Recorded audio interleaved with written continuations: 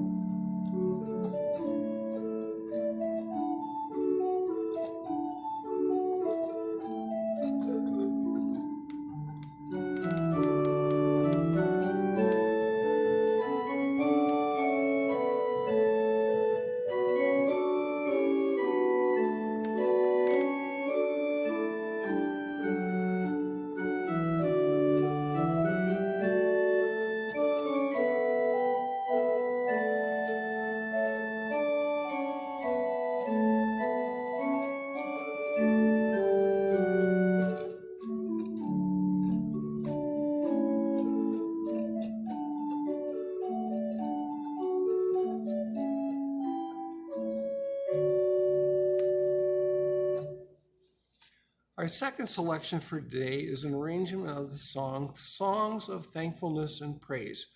It's a wonderful Epiphany carol or hymn. Text was written by Christopher Wordsworth, an English scholar who wrote 127 hymns, 4 of which are in our current hymnal. His other more frequently sung hymn at our church is a morning hymn called O Day of Rest and Gladness. The familiar tune, Songs of Thankfulness and Praise, has a tune name of St. George's Windsor and was composed by George Elvey, an English composer born in 1816. This composer was educated at Oxford University and the Royal Academy of Music, nice credentials. At the age of 19, he became the organist and choir master at St. George's Chapel in Windsor, which is part of the historic royal castle that's there. It's got a great history. He remained at this chapel for his 63-year career. whole career was there. The arrangement of this very famous hymn tune I'm going to play was written by Belgian composer Floor Peters, whose works have been featured many times in previous editions of this program. It's hymn number 394, Songs of Thankfulness and Praise.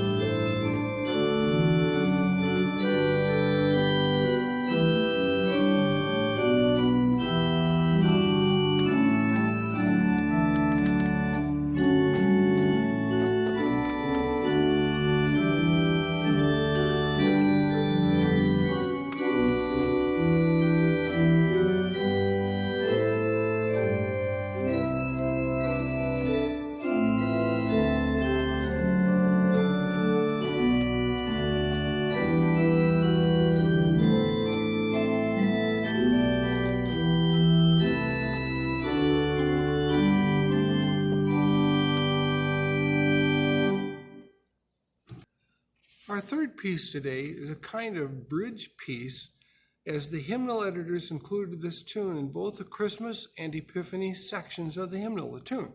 The first time it is included in the Christmas section, it is hymn number 389. The tune and text were both written for the text, Let All Together Praise Our God. It was written by the same person, Nicholas Hermann. The composer was a Lutheran cantor and school teacher, a friend of Martin Luther, and he wrote a great collection of hymns for his students entitled, in English, The Sunday's Gospels Through the Church Year and Songs Written for Children and Their Christian Fathers. While using the same tune more than once is not uncommon, it does happen. The second time it's used is in number 412, The People That in Darkness Sat. This time it's in the Epiphany section. The tune is matched up to the text by John Morrison, who lived from 1749 to 1798. In this text, Morrison summarizes much of what is celebrated during the season of Epiphany. God revealed himself in the person of Christ, and we have been brought into his light. The musical arrangements, 6 very different and short ones I'm going to play, are by Johann Walther.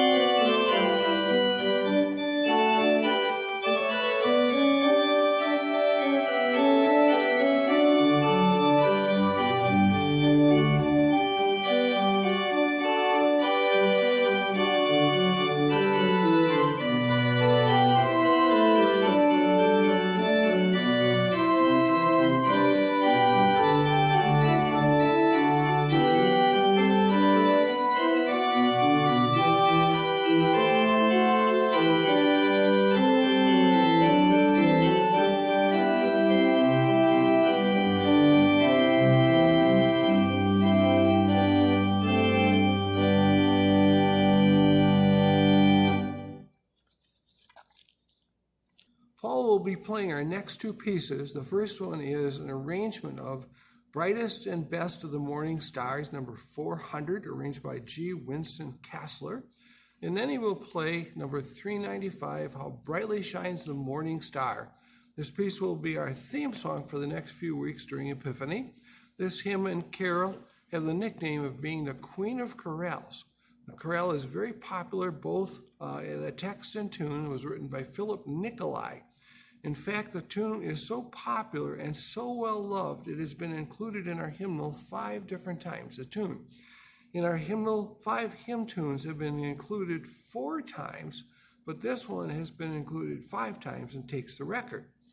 Scores of composers up until our present day have written arrangements of this tune.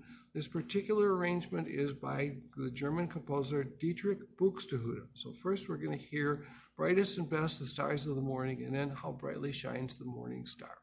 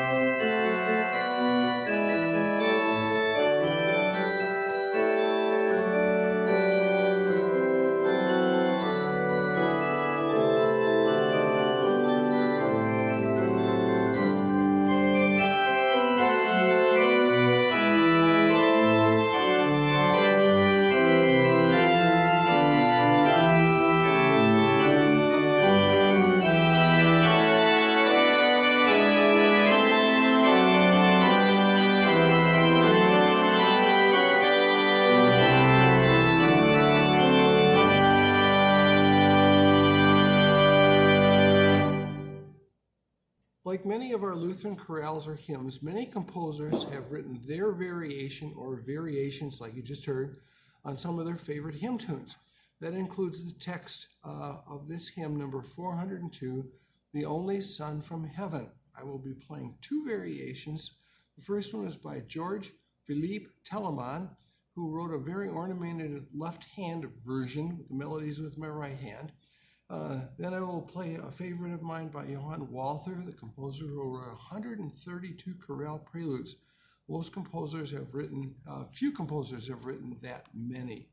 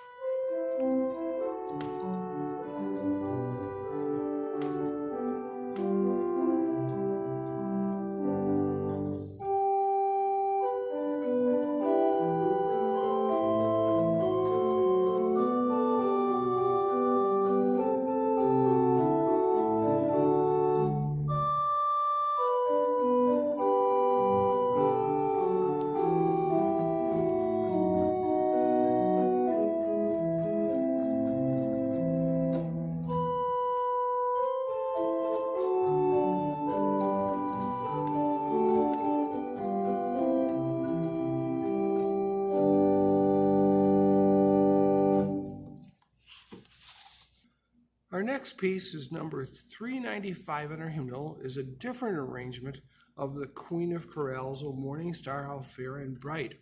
Over the next few weeks, Paul and I will be playing a number of versions of this very famous chorale. This is the second version for today. Scores of composers up until our present day have written arrangements of this tune. Next, I will be playing one variation in this familiar tune by one of my favorite living composers, Michael Burkhardt. Enjoy, number 395.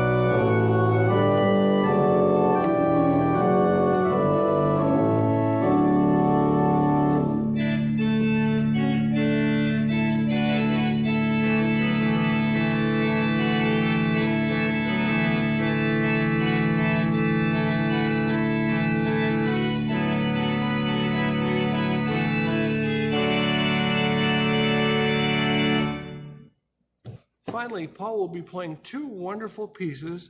The first in his arrangement of hymn number 410, Within the Father's House, which we sang this past Sunday. A hymn tune writer can choose whatever tune name he or she chooses. For example, Carl Schock named a tune Displains, which is the name of the city where he was born. Kathleen Thomerson, whose music we're going to hear next week, named a tune Houston because it was a place she was going on vacation. The tune for our next selection, Within Our Father's House, was probably written by Johann Koenig and has an interesting tune name, Franconia. Koenig, the composer, lived in Frankfurt am Main in Germany, which is a historic duchy, part of the duchy of Franconia. Thus the name of the tune. Paul's arrangement is by Wayne Wold, a modern American composer living in Maryland. This will be followed by an arrangement of the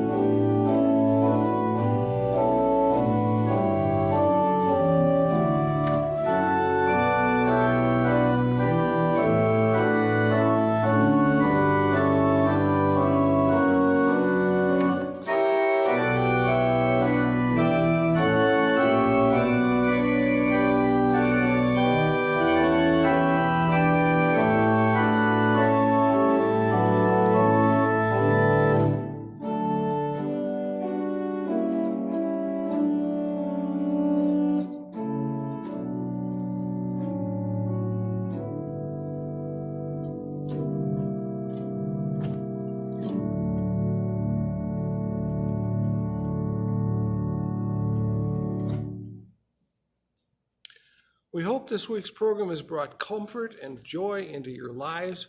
We will be playing more Epiphany selections in the coming weeks, and I will share some more stories about the hymns and carols. Thank you for watching and listening to us. Thank you to my colleagues Paul and Rick.